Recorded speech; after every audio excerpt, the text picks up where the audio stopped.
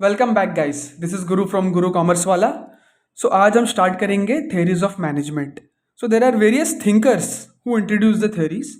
सो name few. Frederick Winslow Taylor, जिन्होंने principles of scientific management के ऊपर थेरी निकाला है, थेरी बनाया हुआ है। Next one is Elton Mayo, जिन्होंने ह्यूमन रिलेशन के ऊपर थेरी बनाया है। Third one is a Henri Fayol which all known 14 principles of management. So हम दो पढ़ेंगे, एफ डब्ल्यू टेलर और 14 principle. These theories are applicable to all type of organization, and these theories helps manager to achieve their goals and to follow proper approach in the organization. So we will start with Henry Fayol 14 principle, also known as father of modern management. उन्होंने 14 principal अपने एक book में लिखी थी। इस book का नाम था जनरल एंड इंडस्ट्रियल एडमिनिस्ट्रेशन। तब से वो फादर ऑफ मॉडर्न मैनेजमेंट के नाम से जाने जाते हैं। वो प्रिंसिपल काफ़ी फेमस है। ठीक है, वो एक फ्रेंच माइनिंग इंजीनियर थे और एक इंडस्ट्रियल कंपनी में काम करते थे। वो सक्सेसफुल हो गए एंड फिर वो एक कंपनी रन करने लगे जिनमें वो CMD थे। So this is the small introduction on theories of management and then Henry Fayol. ठीक है, let's start with the 14 interesting principle of Henry Fayol. ठीक है,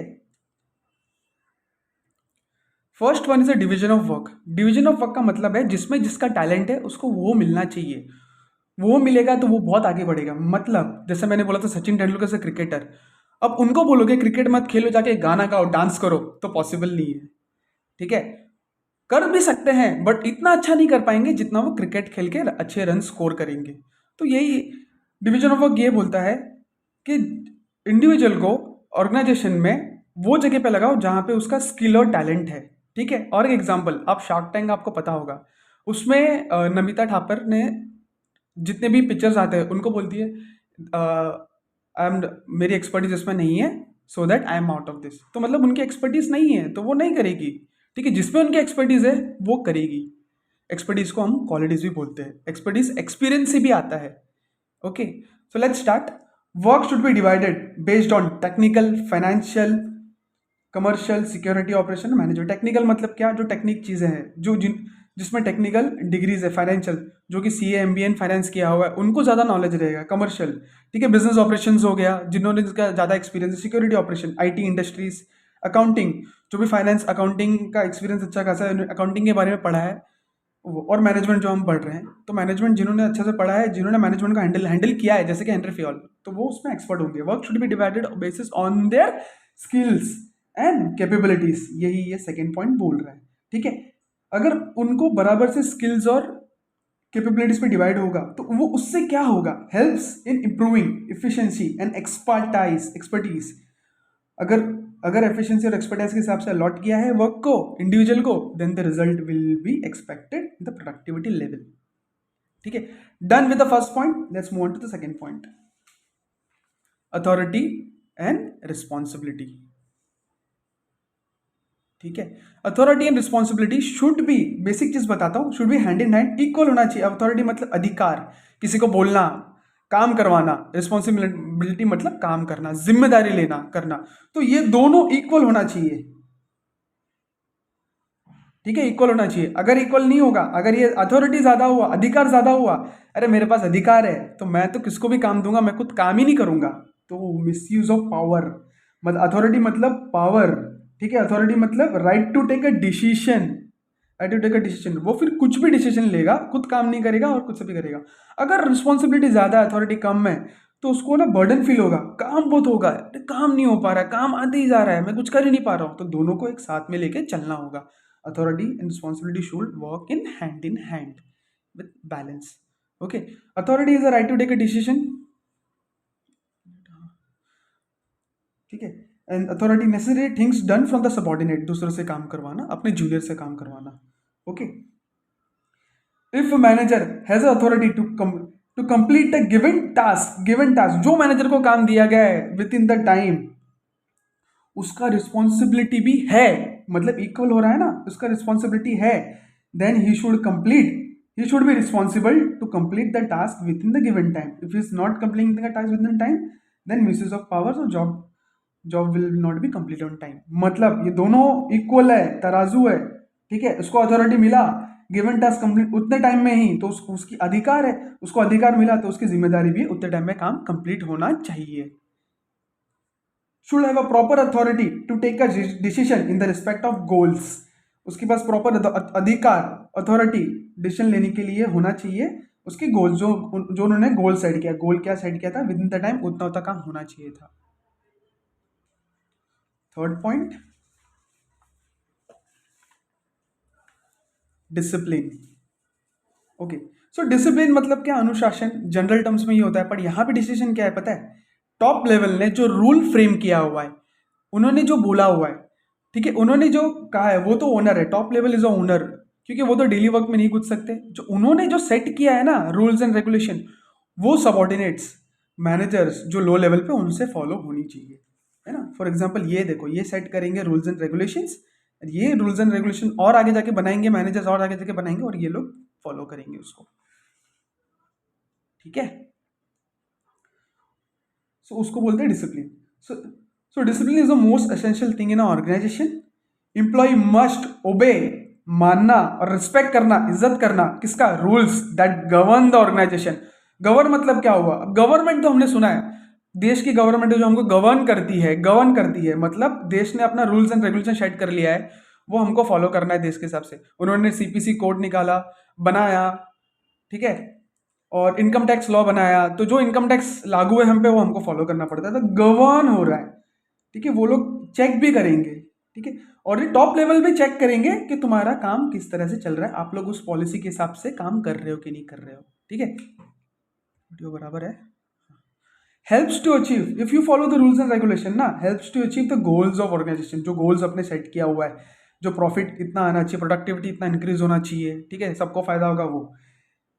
With the help of discipline, clear understanding of organization rules between the workers and the management. Rule set किया है ना, बना दिया हमने रूल्स, वही रूल्स फॉलो करना है, कुछ आगे पीछे नहीं होगा. मैनेजमेंट भी वही चुपचाप फॉलो करेगा, और आप भी वही चुपचाप फॉलो करेंगे, वर्कर भी वही चुपचाप फॉलो करेगा.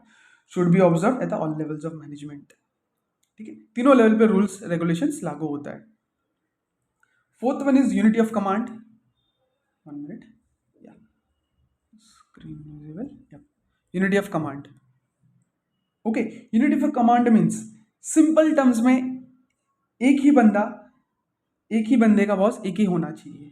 मतलब यहाँ पे देखो, ये राइट अप्रोच है, राइट अप्रोच. एक मैनेजर के नीचे 3 सबॉर्डिनेट, हमने देखा नाना पाटेकर के नीचे 4. ठीक है, ऐसा नहीं होना चाहिए. किरण ज्योति दूसरे में डिपार्टमेंट की, सर्किट दूसरे डिपार्टमेंट का, वो यहाँ पे नहीं आना चाहिए. ये था, देखो समझो, किरण थी, ये संजय दत्त का डिपार्टमेंट, नाना पाटेकर का डिपार्टमेंट, तो ये पे सब मिक्स हो गया ना, तो कंफ्यूज हो जाओगे, कंफ्यूज आ जाओगे, जैसा मैंने अभी बोला. ठीक है, तो कंफ्यूजन नहीं होना चाहिए. एक जन और एक ही जन को रिपोर्ट करेगा, इसलिए बोलते हैं यूनिटी ऑफ कमांड. कमांड, यहाँ पे कमांड जा रहा है, यहाँ पे एक यूनिटी क्रिएट हो रहा है, यूनिटी ऑफ कमांड. ठीक है, each member should receive orders only, only बहुत इंपॉर्टेंट वन थे दोस्तों, only from one superior.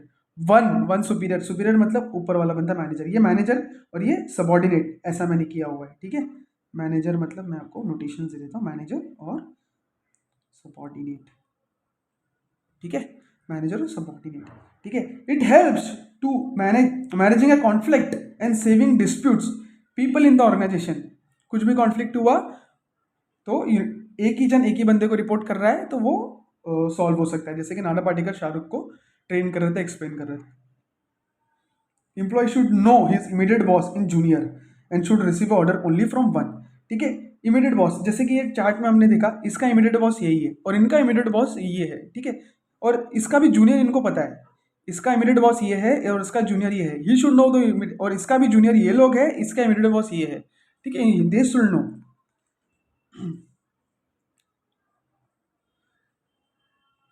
So if receives order from more than one boss, if receive order, ये order ले रहा more than one boss, then they will be confused whose order to follow. अरे किसका सुनना है भाई, बराबर, किसका सुनना है, मैं किसका किसका सुनूं, पॉसिबल नहीं हो पाएगा. ठीक है, fifth point,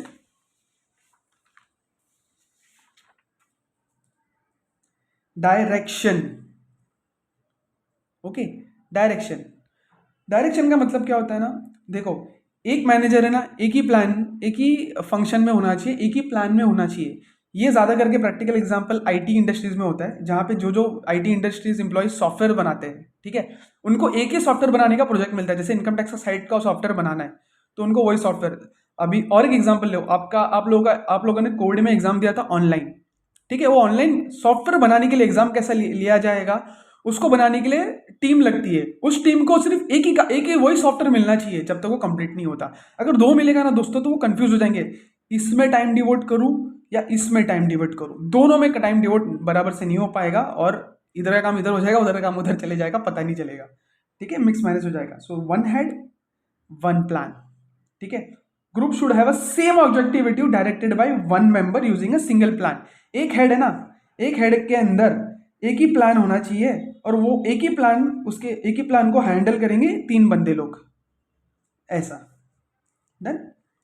centralisation very interesting दोस्तों, ठीक है। सेंट्रलाइजेशन मतलब क्या, centre, centre middle of the power, centre और सुप्रीम। तो सेंट्रलाइजेशन क्या होता है ना, एक ही बॉस होता है, और एक ही बॉस के ना उन लोग की सब सुन, उनका बात वही सुनते हैं। जैसे यहाँ पे लोगों, ये इसको सेंट्रलाइजेशन ले लो, यही एक सोल प्रोपराइटर है, और उसके नीचे 3 काम कर रहे हैं सोल प्रोपराइटर के नीचे। समझो पान पट्टी है, वो पान शॉप पे, ये पान ओनर है, मामा पान पान ओनर है, ठीक है, और पान ओनर के नीचे 3 कारीगर है। सॉरी सॉरी, ये एक एग्जांपल ले लो, ये मामा पान, ठीक है, ये शॉप है मामा पान, और इसकी और उनके अंदर 3 कारीगर काम करते हैं, ठीक है। ये एग्जांपल, ये हो गया सेंट्रलाइजेशन। बट ये सिर्फ स्मॉल ना, मामा पान वाला तो सिर्फ स्मॉल बिजनेस है, सिर्फ स्मॉल बिजनेस में नहीं, बिग बिजनेस में क्या होगा पता है, डिसेंट्रलाइजेशन हो जाएगा, जैसे कि हमने ये चार्ट ऊपर वाले चार्ट में देखा था, ठीक है। ये चार्ट में क्या हो रहा है पता है, ये चार्ट में डिसेंट्रलाइज हुआ है। एक वर्ड आता है ऑटोनॉमी दोस्तों, ऑटोनॉमी मतलब क्या, पावर देना, ठीक है। सेंट्रलाइजेशन मतलब वही हो गया, पावर देना। ऑटोनॉमी मतलब डिसीजन लेना। तो यहाँ पे क्या हो पता है, टॉप लेवल जी है ना, सब काम में नहीं आएंगे, वो इनको पावर दिया है इन्होंने कि आप डिसीजन लो। आप डिसीजन लो मतलब ऑटोनॉमी और कॉन्सेंट्रेशन ऑफ पावर्स। आप डिसीजन लो और आप सब काम करवाओ। क्यों, क्योंकि ये भी एक्सपर्ट है, इन्होंने भी एमबीए सीए किया है, इनको भी नॉलेज है, तो ये हैंडल कर लेंगे। तो यहाँ पे क्या होता है पता है, डिसेंट्रलाइजेशन हो गया। ये अपना हैंडल डिपार्टमेंट करेंगे, डिसेंट्रलाइजेशन हो गया। तो सेंट्रलाइजेशन अप लेवल पे होगा, छोटे छोटे लेवल पे डिसेंट्रलाइजेशन होगा। तो ये इसको बोलते हैं डिसेंट्रलाइजेशन, ठीक है। So let's come to the notes. Concentration of powers and authorities, एक जगह पे कॉन्सेंट्रेशन होगा। Power is vested in one head और फ्यू हैंड, ठीक है, एक एक ही जन के पास और एक से ज्यादा का होगा। एप्लीकेबल टू स्मॉल, जो मैंने मामा पान बोला, but not applicable to big, like Big Bazaar. तो बिग बाजार में डिसेंट्रलाइजेशन होगा। Proper balance between centralisation and decentralisation होना चाहिए। जैसे कि टॉप के पास सेंट्रलाइजेशन और मैनेजर के पास डिसेंट्रलाइजेशन, तो उसका प्रॉपर बैलेंस होना चाहिए, तराजू होना चाहिए। If followed, if done, then done in the size of organization and nature of activity which result to decentralization. So this is to be done according to the size and nature of organization. Size मतलब small है तो small, बड़ा है तो बड़ा, nature मतलब business कौन सा है। Done. Next one is the remuneration. So remuneration मतलब क्या दोस्तों, आप सबको पता है, अच्छी सैलरी अच्छा पगार। अगर अच्छी सैलरी अच्छा पगार होगा तो एम्प्लॉय मोटिवेटेड होगा और अच्छे से काम करेगा। पिछले एग्जाम्पल में था, सैफ अली खान अच्छा परफॉर्मेंस किया था, उसको अच्छी सैलरी मिलनी चाहिए। अगर उसको अच्छी सैलरी नहीं मिली तो वो कहीं और चले जाएगा, दूसरे डिपार्टमेंट रिलायंस ट्रेंड में चले जाएगा, बिग बाजार को छोड़ के, ऐसा भी हो सकता है, ठीक है। So appropriate remuneration to the staff और employees to keep them financially satisfied and retain them for a long term. Financially satisfied मतलब फाइनेंशियल का प्रॉब्लम उनको नहीं है, और अच्छे से वो खुश है जो उनको सैलरी मिल रही है। अगर वो खुश है तो वो लोग लंबे टाइम तक रहेंगे, ठीक है। It affects the productivity and efficiency in total. Overall level पे है ना, प्रोडक्टिविटी बढ़ती है, एफिशिएंसी बढ़ती है, फटाफट काम करते हैं और ज़्यादा सेल्स होता है। It should be decided, fixed by taking into consideration skills, expertise, knowledge, tenure, cost of living, market trend, profitability. ये सारा चीज कंसिडर करना चाहिए, तब उनको उनका रेम्यूनरेशन मिलना चाहिए। Okay, done with 7 point. Let's move on to the 8 point.